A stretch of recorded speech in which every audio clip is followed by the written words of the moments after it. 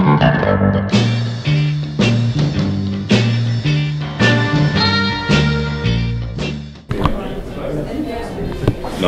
nej. Nu har du hørt mig fortælle om ungdomsrådet, og hvordan man kan bruge ungdomsrådet til at skabe kulturmuligheder for unge. Primært er unge til unge, ikke?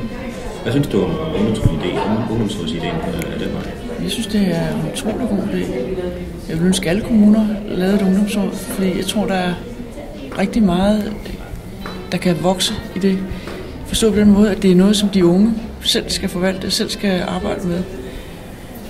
Og nu er de ikke børn længere, og nu har de deres barndom oplevet en hel masse kultur på forskellige måder, hvis verden ellers går sådan, som vi har talt om i dag. Så jeg synes, at ungdomsrådet er en rigtig god ting. Til de unge, er de unge.